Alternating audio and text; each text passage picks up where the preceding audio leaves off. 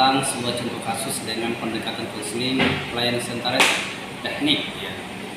Di mana dalam masalah ini Acos yang merupakan salah seorang peserta didik yang kemudian berasal di suatu daerah di Nrekan yang berstatus sebagai siswa di SMK, di mana dalam jarak tempuh antara rumah dan sekolah konseling ini sekitar kurang lebih 1 jam. Dengan alasan itu konseling memutuskan untuk mengambil kos atau tempat atau kontrakan di sekitaran sekolahnya. Namun setelah ketika mereka si konseling ini menginap di kos tempat sekolahnya ini, dia merasa terganggu dengan tetangga kamar sehingga membuat pengaruh terhadap prestasi belajarnya. Sehingga hal tersebutlah yang kemudian meniatkan Acos ini selaku konseling untuk memutuskan untuk ketemu dengan saya selaku guru BK untuk mengetahui bagaimana teknik penanganan hal tersebut. Ada kita saksikan di video berikut. Terima kasih. Assalamualaikum. Waalaikumsalam. Mari masuk. Silakan duduk. Terima kasih Pak. Bagaimana kabarnya? Alhamdulillah baik Pak. Alhamdulillah, syukurlah kalau begitu. Tapi begini Pak, untuk saat ini ada sesuatu yang ingin saya sampaikan sehingga saya berani datangkan diri untuk hadir di ruangan konselor ini. Oke, kalau begitu sebelum lebih lanjut atau jauh menyampaikan permasalahan yang dirasakan, sendiri pernah atau sebelumnya masuk di ruangan konseling ya? Belum pernah Pak, ini pertama kalinya saya datang di ruangan BK. Jadi perlu Acos ketahui bahwa saya selaku guru BK akan membantu dalam penyelesaian masalah yang alami. Namun perlu diketahui bahwa keputusan yang diambil berasal dari Acos sendiri. Kemudian yang terpenting juga adalah Acos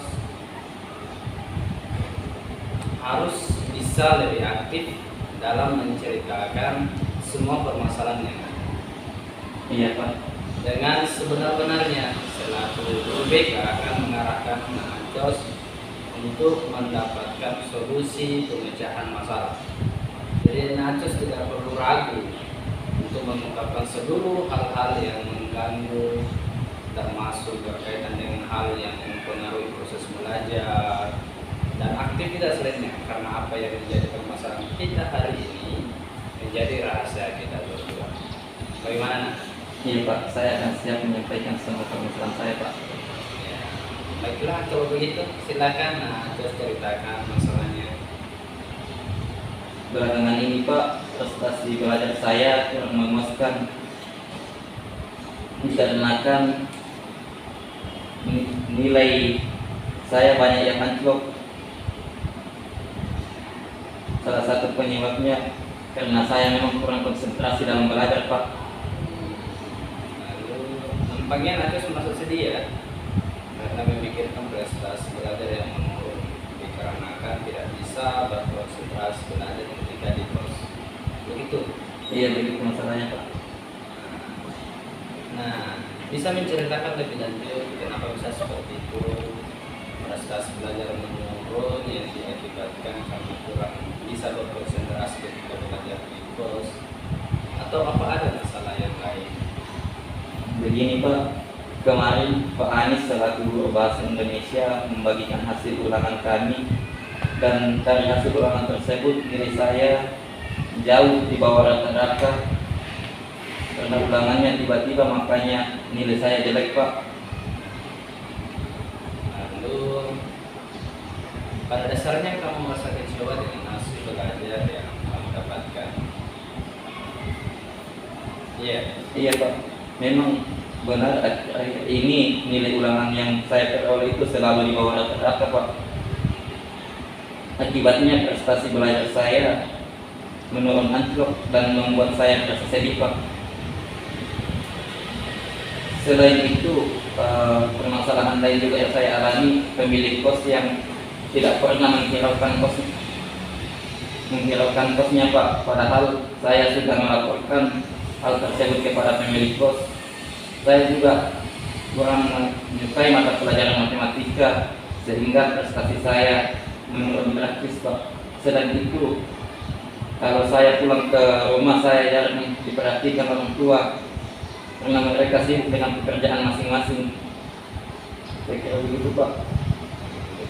Saya coba memahami tentang coba kamu bercerita mengenai cara belajar kamu di kos maupun di sekolah yang mungkin berkaitan dengan pencapaian prestasi sekarang. Iya, Pak. Mengapa kamu tidak menyenangi mata pelajaran termasuk bahasa Indonesia? Saya menyadari bahwa cara belajar saya belakangan ini kurang baik. Saya kurang konsentrasi dalam belajar, Pak. Yang semuanya itu diakibatkan karena kondisi lingkungan tempat tinggal saya, baik itu di kos maupun di rumah. Sehingga proses pembelajaran saya terganggu, padahal pemilik kos sudah saya kasih tahu dan guru bahasa Indonesia yang seenaknya saja mengajar, dan orang tua saya pun yang kurang memperhatikan saya, Pak.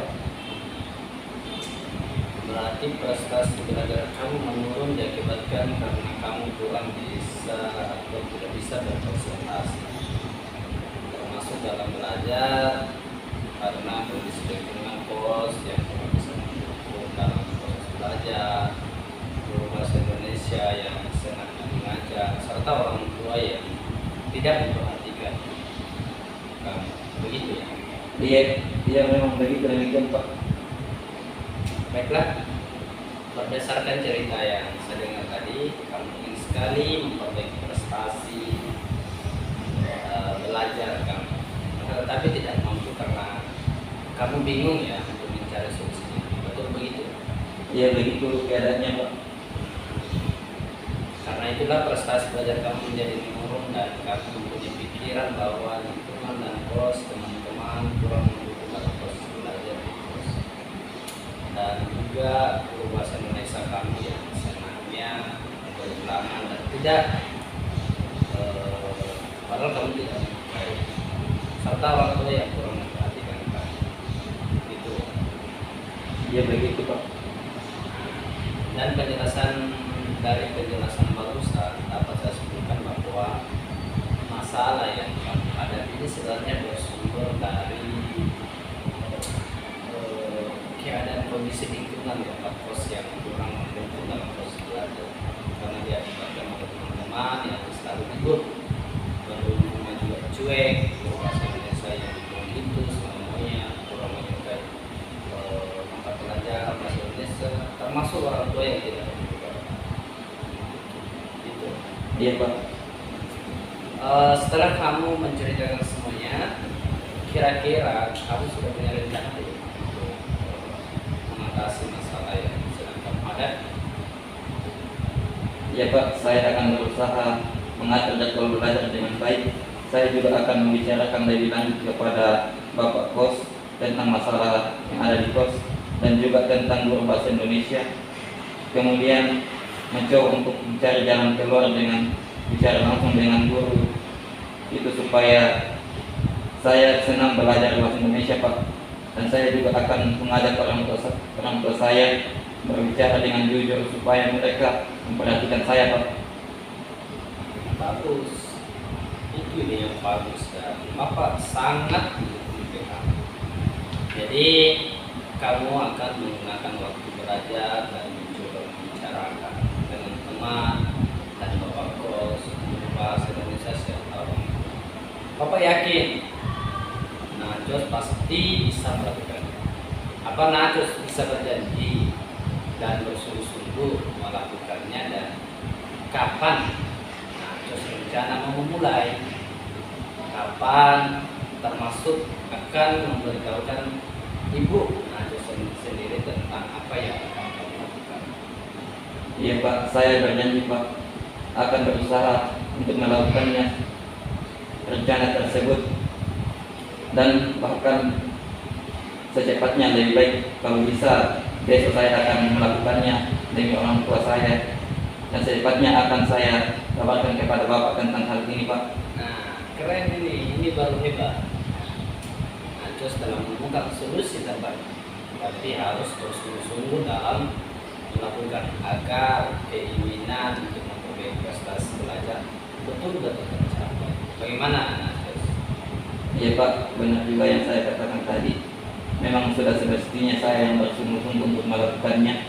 Saya berjanji akan rajin belajar Pak, agar bisa memperoleh prestasi yang lebih baik, sehingga teman-teman dan orang tua saya kagum dengan saya. Saya juga akan berusaha untuk tidak memikirkan hal-hal yang tidak semestinya saya pikirkan Pak. Nah, ini Bapak senang mendengarnya. Jadi sekarang perasaan Naco sekarang Alhamdulillah Pak, saya juga merasa senang dan bahagia, ditambah lagi semakin bersemangat dalam belajar. Apalagi saya sudah tahu apa yang sebenarnya saya lakukan. Alhamdulillah. Semoga tetap semangat dalam menjalankan tugasnya dan dimudahkan di setiap urusannya. Jadi saya kira sudah jelas ya. Dan kita kali ini bisa kita akhiri ya. Dan ke depan kalau ada masalah jangan sungkan untuk datang berkonsultasi dengan Bapak. Amin ya rabbal alamin. Baik Pak, saya ucapkan terima kasih atas pertemuan ini, dan pertemuan ini sangat membantu saya untuk keluar dari masalah saya Pak. Jadi saya kira cukup Pak. Ini saya ingin kembali ke kelas. Assalamualaikum. Waalaikumsalam.